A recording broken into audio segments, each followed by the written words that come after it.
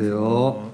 예, 경영 토크 오늘은 기업 조직의 유형과 재무 관리라는 주제로 이야기를 나누겠습니다. 오늘 저하고 이야기를 함께 나눠주실 초대 손님은 바로 우리 학과의 전성주 교수님이십니다. 네, 안녕하세요. 네, 안녕하세요. 예. 많이 바쁘시죠? 아닙니다. 예, 우리 전 교수님은 지금 어떤 분야를 가르치고 계시죠? 예, 저는 지금 재무 관리 분야를 가리키고 있는데요. 네네. 지금 보통 이제 그 학생들이 이제 2학년 2학기가 되면 네. 전공 필수로 재무 관리 수업을 듣게 되는데 예. 그때 저를 처음 만나실 수 있을 것 같고요. 2학년 2학기에. 예. 그다음에 이제 계속 관심이 생기시면 네. 3학년 1학기에 투자론을 이제 또 투자론. 들으시면 그건 네. 전공 선택입니다. 네네. 그래서 그 과목을 통해서 저를 만나실 수 그러니까 재무관리론, 투자론 이런 강의를 예. 하시는군요. 예. 근데요, 예. 교수님, 우리 학생들이 예. 이제 재무관리를 상당히 또 좀 어려워하는 그렇죠. 학생들이 많이 있거든요. 예. 그래서 사실 재무관리 수업 듣고 이게 내가 경영학과 선택 잘했나 진짜 이렇게 고민하는 사람들도 그렇죠. 있어요. 예.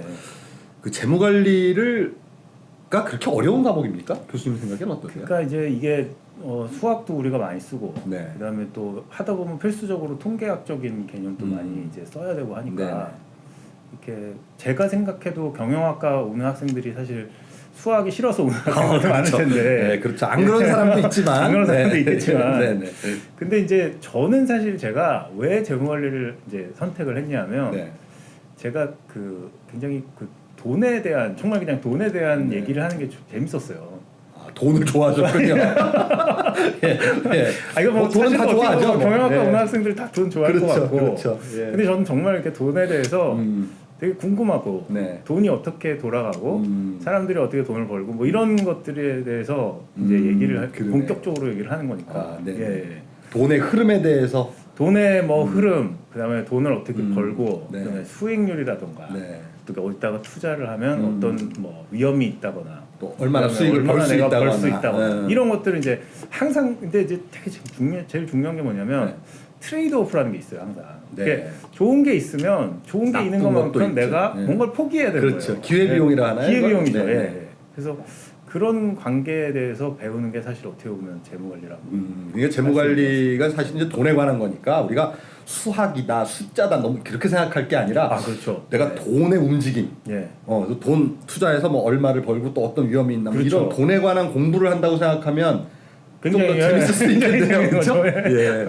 그러면 이제 우리 학생들이 2학년 2학기에 재무관리를 배우게 되는데 예.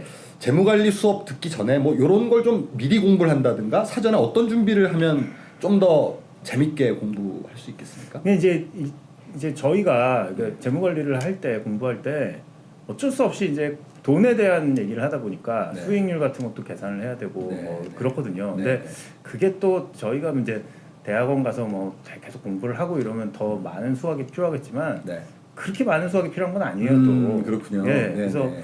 뭐 이렇게 뭐 사실 뭐 이상한 복잡한 함수 이런 것도 필요 없고 예. 그냥 이렇게 뭐 기본적인 수학, 기본적인 수학. 그러니까 우리 경영 수학 정도. 그 2학년 1학기에 이제 계량 경영 입문 과목이 있는데 예. 뭐 그 과목을 잘 이렇게 충실하게 예, 듣고 오면 충분하죠. 충분하죠. 예. 네. 그러니까 우리 저 학생 여러분 너무 재무 관리 겁먹지 예, 마시고. 겁먹지 마시고. 네네. 우리 저 2학년 1학기 경영 계량 경영 입문 그 과목을 잘 듣고 오시면은 더욱 재밌게 공부하실 수 그렇죠. 있겠습니다. 예. 네네. 그렇고요.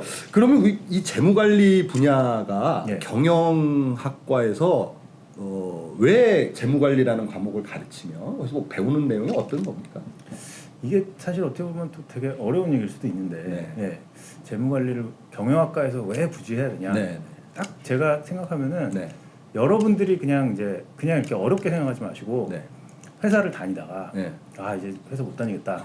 네. 나와서 창업. 이제 창업을 한다고 네. 생각을 해봅시다. 네네. 그러면 당장 필요한 게 네. 내가 이 사업을 시작하면 과연 내가 돈을 벌 수 있을 것인가? 그게 제일 중요하죠. 제일 중요하잖아요. 돈 벌려고 하는 거니까. 왜 돈 벌려고 네네. 하는 거고 예. 내가 얼마를 버티면 나중에 어느 정도 시간이 지났을 때 또 뭐 내가 어느 정도만 버티면 할 수 있어 뭐 이런 걸 갖게 된다든가 네네. 그런 거에 대해서 구체적인 어떤 계획을 세우고 네. 내가 이제 준비를 할 수 있게 해주는 네. 그런 과목이라고 생각하시면 됩니다. 네, 그렇군요.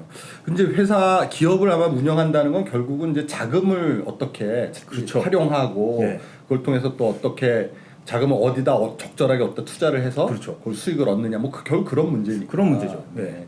교수님이 또 강의하신다는 투자론이라는 건 그런 과목인가요? 자금을 어디다 투자해서 뭐 얼마 투자론은 이제 어떤 과목으로 생각하셔야 되냐면 네. 금융 시장에 관한 얘기를 하는 거죠. 금융시장이요? 예. 뭐 무슨 주식시장 뭐 그런 거 말씀하시는 주식 시장, 뭐 채권 시장. 아, 채권. 뭐, 네, 네. 그래서 이렇게 어떻게 보면 투자론이라는 건 이제 조금 크게 네. 이제 이렇게 좀 올라가서 이제 큰 논을 가지고 이 경제 특히 경제 내에서 이 금융 시장이라는 부분을 좀 네. 크게 보는다고 생각하시면 네. 꼭뭐 기업 경영뿐만이 아니라 전반적으로 그렇죠. 예, 이 예. 금융시장이라는 거를 그렇죠. 볼 수 있게 예, 그렇게 예. 한다는 거죠.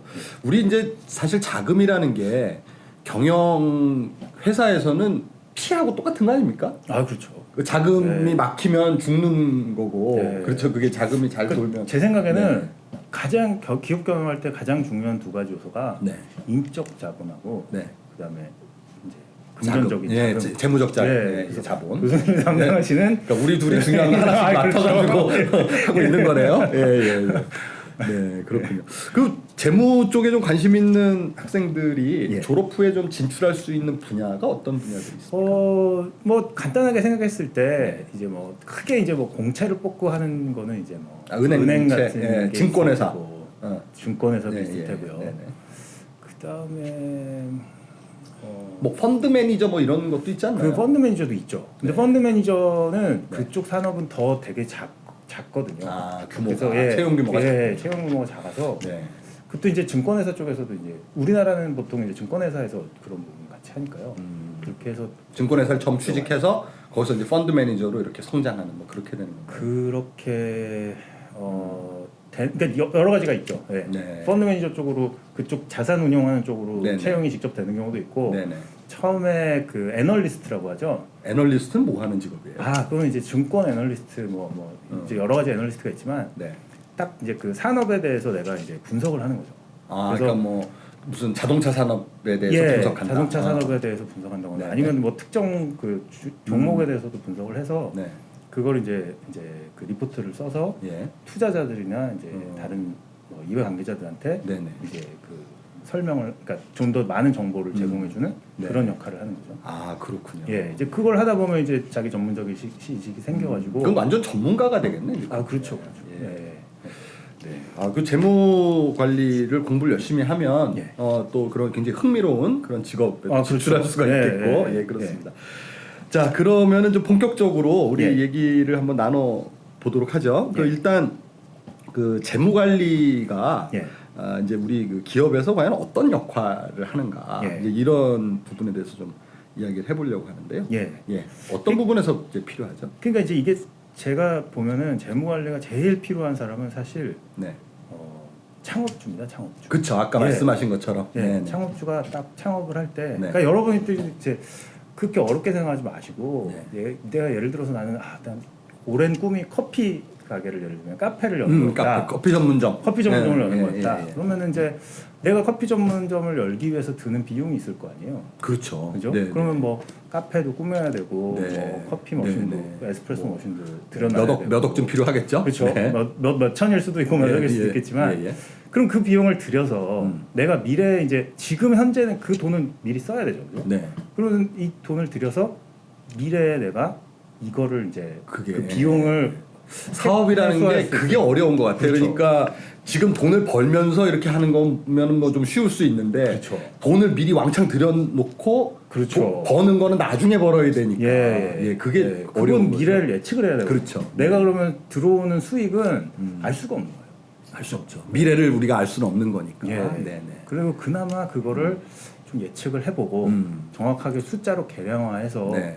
이렇게 판단을 좀 우리가 할 수 있게. 네. 예, 그러니까 나중에 내가 커피를 팔아서 벌 수 있는 돈이 얼마인지를 좀 계산을 해보고 그렇죠. 거기에 맞게 어떤 그러니까, 투자를 그렇죠. 해야 되겠네요. 예. 뭐 비용을 조절한다든지 아니면 뭐 아예 이제 카페를 할 생각을 접는다든지 그런 것도 가능하겠죠. 네, 그렇죠. 그렇죠. 예. 네네. 너무 뭐 너무 큰 속이 안 손해를 맞는다고 그러면. 네. 보는 것보다는 아예 처음부터 시작을 안 하는 게 나을 수도 네, 있어요. 그러네요. 예. 네. 그게 이제 첫 번째 질문이겠죠. 네. 예. 그러면 이제 두 번째 질문은 이런 거예요. 네. 내가 예를 들어 카페를 하기로 했다. 네. 1억이 필요하단 말이에요. 네. 그럼 이제 1억을 내가 어떻게 조달할 거냐? 그렇지.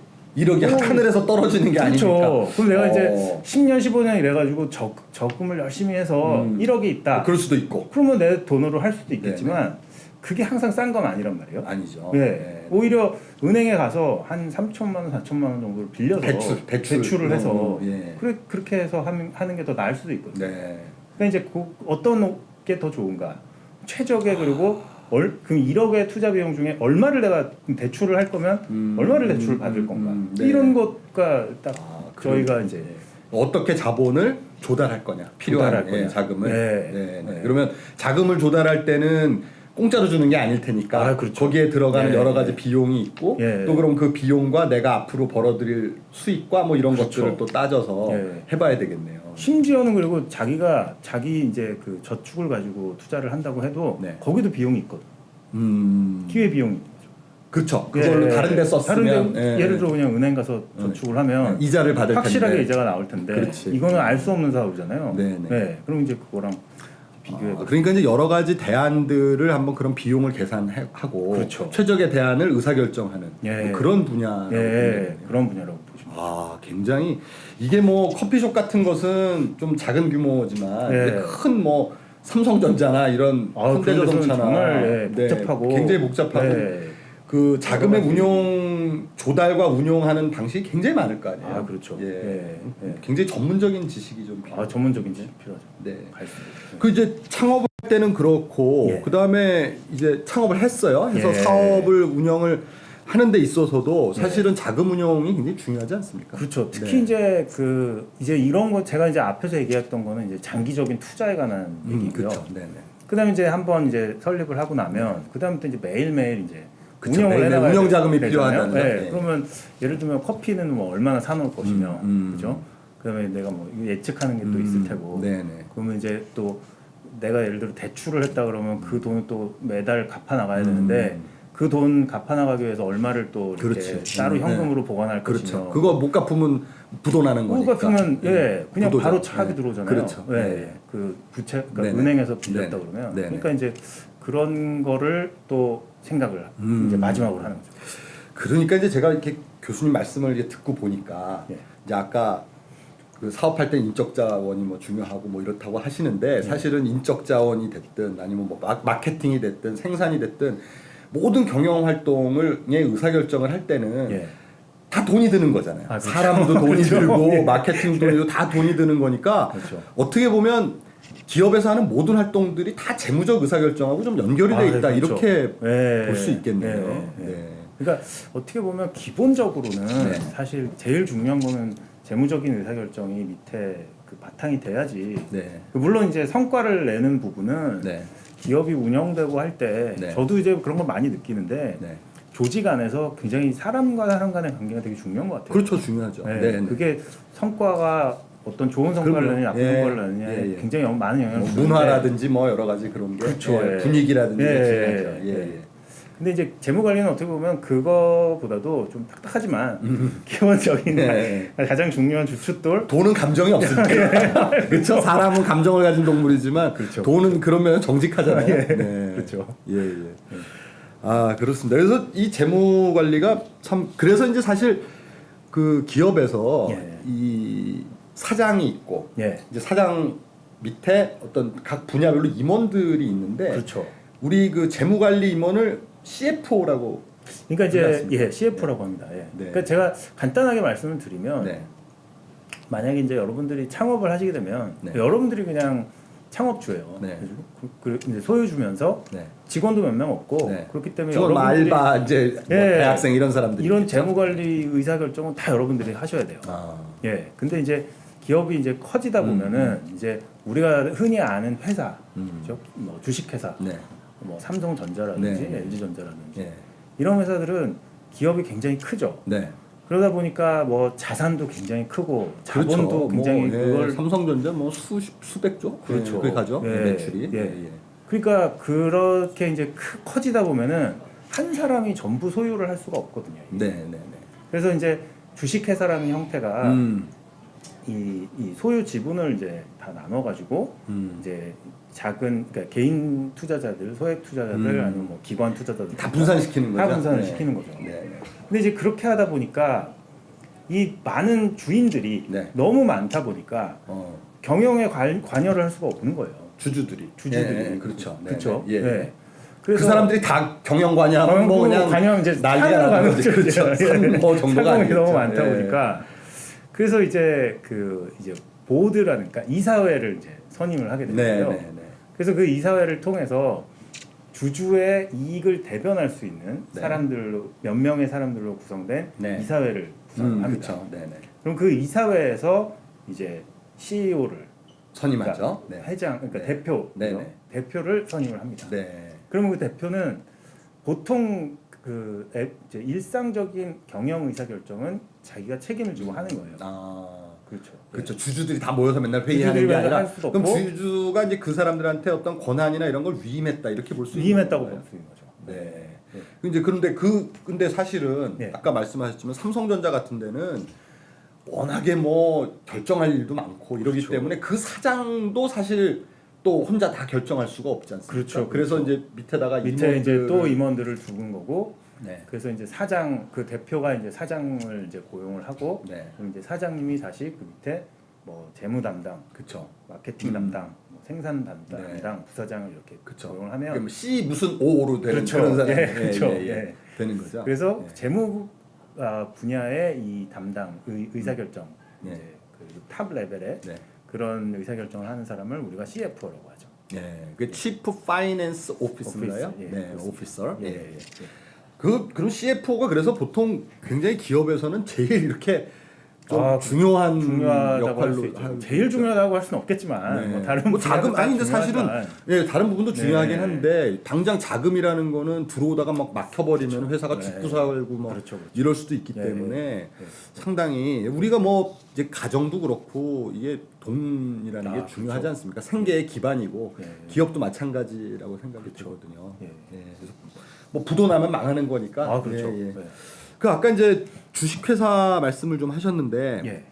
그 주식회사에 대한 내용을 좀 더 좀 예. 자세하게. 근데 우리 회사라 하면은 우리 흔히 이제 주식회사가 회사다 이러는데 주식회사 말고도 뭐 다른 종류들이 좀 있지 않습니까? 그렇죠. 그래서 그냥 이제 개인이 쉽게 이제 창업을 했다고 하면 네. 그거를 우리가 이제 그냥 개인 회사라고 합니다. 그렇죠. 그건 주식회사가 아닌 거죠. 커피숍. 주식회사가 아니죠. 네. 네. 그래서 이제 그 주식회사가 아니다 보니까 네. 소유와 경영이 분리가 안 돼요. 네, 무슨 그렇죠. 얘기냐면, 네. 무슨 얘기냐면 네. 이 뭐랄까요? 어떤 기업이 예를 들면 이제 그 개인 회사 같은 경우 네. 뭐 카페에서 네, 네. 이제 그 은행에서 이제 채무를 빌렸다. 네. 그렇게 되면은 네. 그 채무에 대한 그 변제 책임이 개인한테도 있는 거예요. 소유주한테도. 소유주한테 있겠죠. 예. 네, 네. 예. 네. 그래서 네. 만약에 기업 저 카페를 청산을 해가지고 예를 들어 카페를 팔아서 네. 그 돈을 마련을 해도 내가 채무를 다 못 갚게 되면 네. 내 개인 재산까지 그렇지. 정리를 해서 팔아야 되는 거예요. 그러니까 이게 이런 얘기죠. 이제 내가 카페를 했어요. 예. 은행에서 카페 한다고 돈을 꿨어. 예. 그러면 은행에서 이제 돈 갚으시오 이렇게 오면 그거 내가 꾼 게 아니고 저 카페한테 가서 받으세요 이렇게 얘기 못 한다는 그렇게 얘기 거잖아요. 못하는 거죠. 내가 카페 예. 주인이니까 내가 다 책임지고 내가 그걸 다 책임지고 갚아야 해야 된다는 거죠. 예, 그렇죠. 그럼 주식회사는 어떻게 달라요? 주식회사는 네. 이제 유한 책임이라고 해서 유한 책임. 예. 이 지분을 그 이제 소유에 대한 거를 일단 네. 이제 증권화라고 하죠. 네, 그래서 네.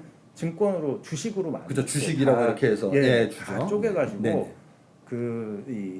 이걸 이제 증권시장 같은 데서 이제 파는 거죠. 네, 네. 그러면 이제 그 지분을 네. 내가 이제 소유를 하게 네, 되는데 네. 네. 그 소유를 해도 주식시장 그러니까 주식회사는 네. 그 이제 이게 법인입니다. 그러니까 그쵸. 이 회사 법인. 자체가 네, 네. 법인이라 그래가지고 어떤 독립된 개체예요. 아, 법적인 그러니까 독립된 또 다른 개체가 하나의 되는 거예요. 법에서 인정한 하나의 사람인 그렇죠. 거지. 하나의 네, 사람이 네. 돼서 별도의 별도의 사람이 돼서 이 법인 명의로 네. 계약을 맺는다거나 네. 채무를 진다거나 다 이런 할 수 것들이 있는 거지. 가능해져요. 예, 예, 자산을 산다거나 이런 것들이 가능해요. 그러니까 커피숍은 안 되는 거죠. 커피숍은 이제 개인 그 커피숍 카페 명의로 안 되는 안 되는 거죠. 그거는 네. 법인이 아니니까. 법인이 아니니까 안 되고. 예. 그러니까 다 주인이 책임지는 주인 거고. 책임지는 거죠. 예. 근데 주식회사는 그럼 주인하고 다르니까 그렇죠. 나한테 이제 은행에서 아까 그 사례대로 돈 받으러 오면 나 말고 저기 주식회사 가서 받으세요. 이렇게 할 수 있는 그렇게 거잖아요. 할 수 있는 거죠. 아, 그 다른. 예. 네네. 그러면 유한 책임이라는 거는 그래서 결국은 어떤 거죠? 예, 소유와 경영이 분리됐다 그래서 네. 제가 그 회사가 채무를 예를 들면 변제를 못했다고 해서 그 책임이 저한테 돌아오진 않아요. 그거구나. 네. 아, 그냥 네. 제가 포기하는 건 뭐냐면 네. 제가 그 주식을 취득하기 위해서 들였던 그 돈. 자본, 돈, 그 돈만 이제 포기하게 돼요. 아, 그것만 포기하면 그렇죠. 그 이상이 넘어가는 거에 대해서는 법적인 책임. 법적 책임 없고 저기 저 주식회사 예, 가서 주식회사 받으세요. 가서 이렇게 예, 그렇게 되는 할 수 있는. 예. 그러면은 그 투자에 대한 위험은 훨씬 적은 거네요, 주식회사가. 그렇죠. 개인 회사보다는 그런 위험은 더. 그렇죠. 개인 회사는 유한회사 반대말이면 무한 책임일 거 아니에요. 그렇죠. 그쵸? 무한 책임이죠. 어, 네.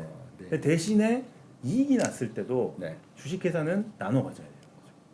그렇죠. 네. 이게 분산돼 있어요. 분산돼 있으니까 소유가 분산돼 있으니까. 있으니까 내 지분의 어떤 그렇구나. 그 양에 따라서 이제 나눠 갖는 거죠.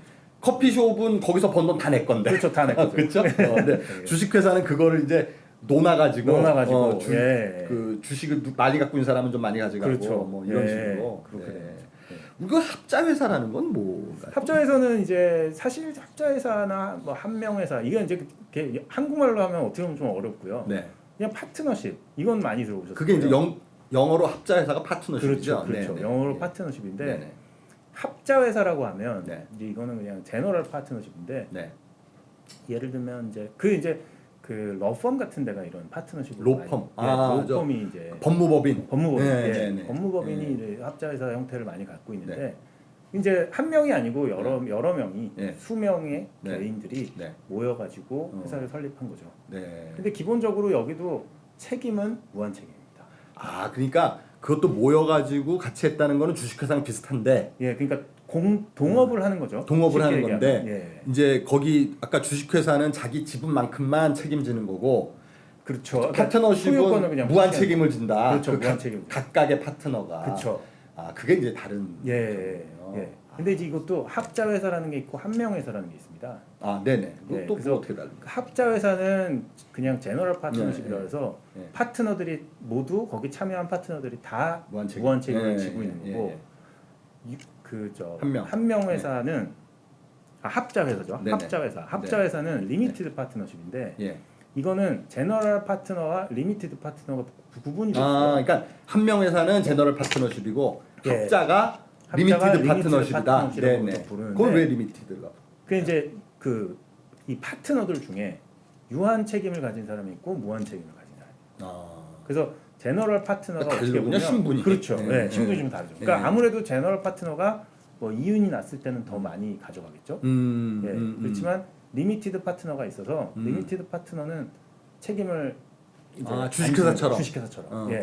저 제한된 책임만 지고 아하. 이제 제너럴 파트너가 모든 무한 책임을 지고. 아, 그렇군요. 예. 그러면 이제 대부분 아마 뭐 이건 제가 상상을 해보면은 예. 그 리미티드 파트너는 주로 이제 그 자본이익을 얻으려고 하는 사람이 많고 그렇죠. 예. 무한 책임지는 사람은 자기가 거기다 경영을 그렇죠. 하겠다 뭐 경영을, 이런 예, 경영까지 그런 경우가 책임을 많겠죠. 예, 그렇죠. 네. 예.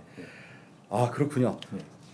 그 여러 가지 이제 우리 기업 형태에 대해서 이야기를 나누어 봤는데요. 뭐 시간이 너무 금방 너무 재밌는 얘기를 듣다 보니까 시간이 너무 금방 지나갔어요. 그래서 좀 아쉽지만은 저희가 오늘 그 본문 내용 예. 이제 그 정도로 얘기를 맞춰야 될 것 같고요. 예. 나중에 좀 기회가 되면 또 한번 예. 저희가 모시겠습니다. 그때는 더 재밌는 주제로 얘기 좀 해주시고요. 예. 우리 그 교수님이 이제 학생들이 토의할 수 있는 토의 주제를 갖고 나오셨어요. 예. 우리 좀 토의 주제를 소개해 주시죠. 예, 제가 이제 첫 번째 토의 주제로 꼽은 거는 요새 이제 기업의 어떤 윤리 경영 이런 게 굉장히 강조되고 있어요. 사회적으로도. 그렇습니다. 그래서 예전에는 그냥 이제 기업이라는 거는 자기의 사적 이윤만 추구하고 네. 뭐 사회가 어떻게 되고 이런 거에 대해서 관심이 없었는데 돈만 벌면 된다. 그쵸. 뭐 이런 거였죠. 돈만 벌면 된다 이런 거였는데 네. 뭐 이제 환경적인 문제도 생기고 네. 그다음에 이제 기업 내에서 또 뭐 비윤리적인 사건들도 좀 생기고 갑질 뭐 갑질 이런 거. 논란 네. 이런 것도 생기고 네. 그러면서 이제 그 기업이 이제 사회의 어떤 참여하는 또 중요한 주체잖아요. 네. 그죠? 뭐 경영 주체로서 그쵸. 예. 어떤 책임을 이제 사회에서 요구하기 시작한 거죠. 맞습니다. 예. 그러면서 이제 이런 거에 이제 부합하기 위해서 기업에서 요새 이제 사회적 책임이라고 해서 CSR 활동을 네, 그렇죠. 굉장히 네. 강조를 많이 하고 있습니다. 네. 그 사회적 책임이라는 거는 이제 그 사전적인 어떤 정의를 얘기하면 기업의 본질적인 활동인 뭐 경제적 활동에서 한 걸음 더 나가서 적극적으로 사회 발전에 기여하고자 하는 이제 일련의 공익적 활동을 의미하는데 네. 이거는 이제 어떻게 보면 이제 사회적인 가치만을 네. 추구 창출하고 이런 걸로 네. 볼 수 있어요. 네. 사회 참여, 네. 봉사 활동 네, 네. 그렇게 볼 수 있는데 최근에는 또 여기서 더 넘어서 네. 새로운 의미의 어떤 사회적 그 공헌 활동이 공헌. 나오고 네. 있는데 그거를 네. 전략적 사회 공헌 활동이라고 합니다. 네, 전략적 CSR. 예, 그래서 예. 간단하게 얘기하면은 사회적 이익과 기업의 어떤 경제적 이익을 동시에 만족할 수 있는 사업을 네. 하는 거예요. 네, 네. 예. 아, 그러니까 이익도 보면서 이익도 보면서 사회적으로 공헌도 하고. 예, 사회적으로 공헌도 하고. 예. 그래서 이제 이게 그 네. 뭐 사회적 약자와 함께 경제적 이익 및 사회적 가치를 공유한다는 측면에서 네. 기업 입장에서 지속 가능한 거죠. 그죠?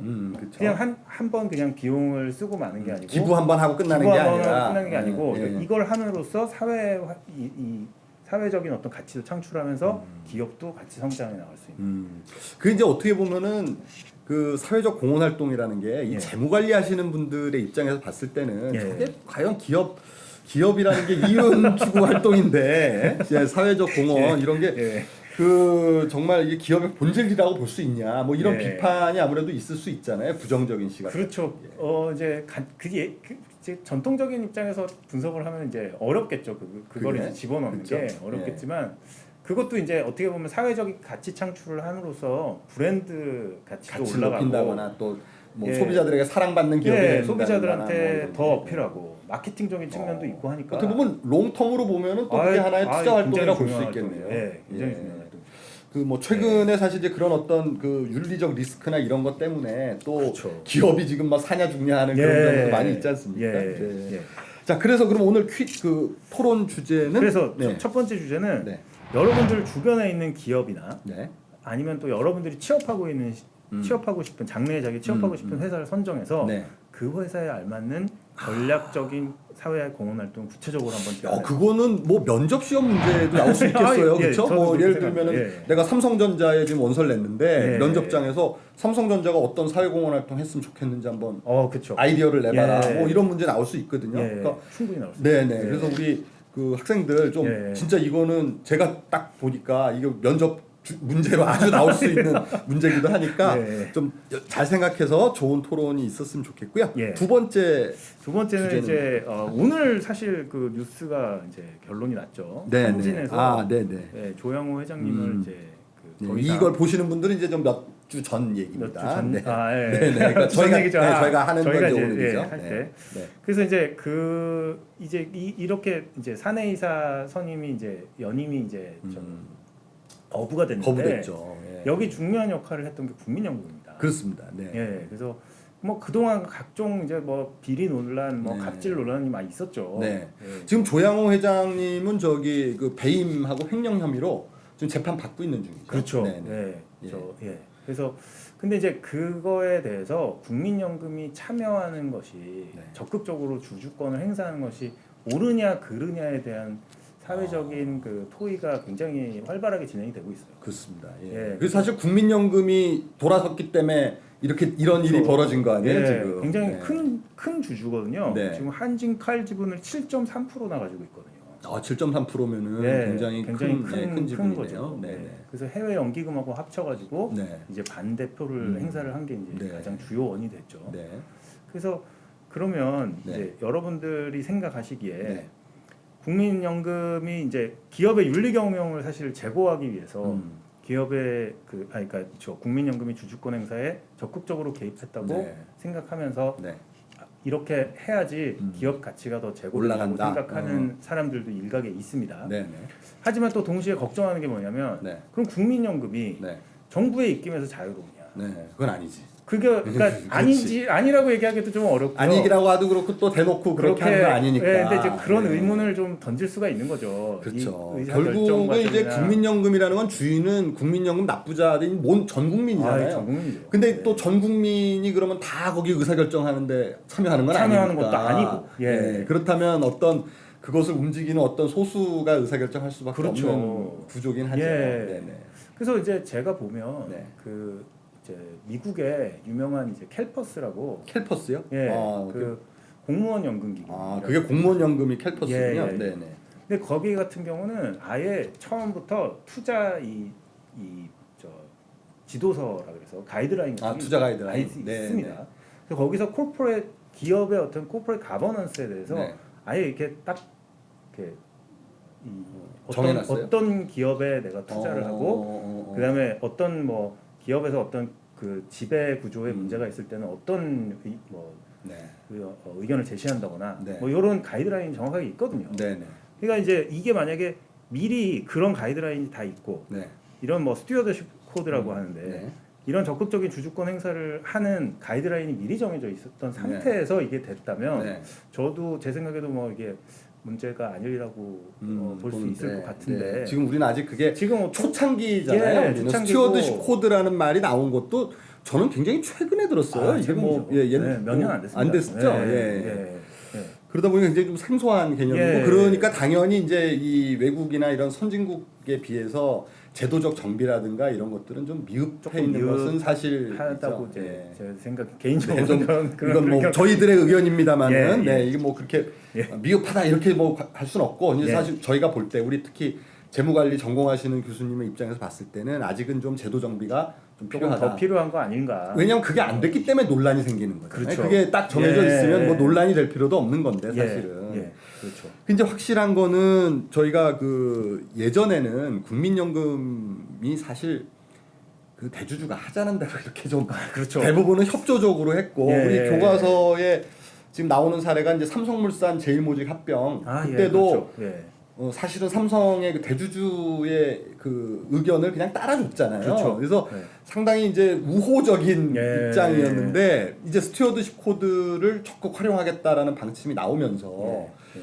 어떻게 보면 이제 이게 경영자들에게는 하나의 견제 세력 같이 뭐 그렇죠. 이렇게 지금 된 것 같아요. 예. 네.